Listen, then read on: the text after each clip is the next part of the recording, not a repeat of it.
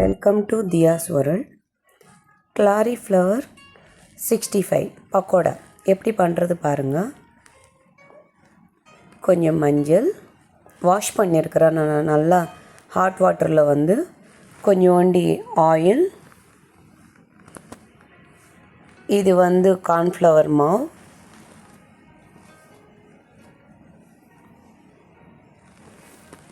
பச்சை மிளகா, அரிசி மாவு,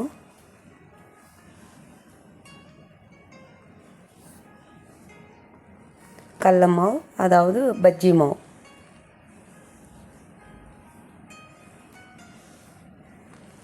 சில்லி பவுடர், காஷ்மீர் சில்லி, இதில் கலர் எதுவுமே கிடையாதுங்க, சால்ட், காஷ்மீர் சில்லி போட்டாலே போதும், அதுவே கலர் வரும். நம்ம இதுக்கு அடிஷ்னலாக நம்ம கலர் போட்டிக்கணும், ரொம்ப கலர்ஃபுல்லாக இருக்கணும் அப்படின்னு நம்ம நினைக்கவே வேண்டாம். ஏன்னா கலர்ஸ்னாலே நிறைய ஹெல்த் இஷ்யூஸ் வருதுனால கலர் போட வேண்டாம், அவாய்ட் பண்ணியாச்சு.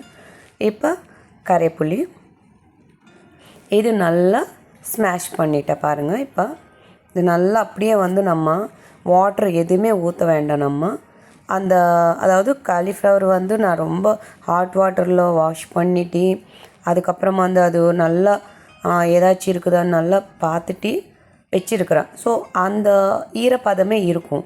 ஸோ அதிலே நமக்கு இந்த பேட்டரி எல்லாமே மிக்ஸ் ஆகிடும். நல்லா நம்ம இது நல்லா கலந்துட்டோம்னாலே போதும், அந்த ஈரப்பசையே போதும் நமக்கு. பாருங்கள்,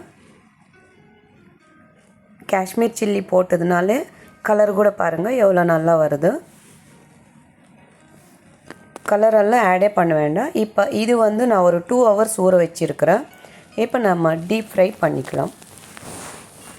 சிம்பிளுங்க. ஈவினிங் டைமில் இல்லை நல்லா ரசம் வச்சுட்டு இது பொரித்து கொடுத்தாலே போதும், அவ்வளோ நல்லாயிருக்கும். அதே மாதிரி சாம்பாருக்கு ஏதாச்சும் ஸ்நாக்ஸ் மாதிரி ஈவினிங் டைமில் அந்த மாதிரி கூட கொடுக்கலாம். ஓகேங்களா? பிடிச்சா லைக் பண்ணுங்கள், சப்ஸ்கிரைப் பண்ணுங்கள்.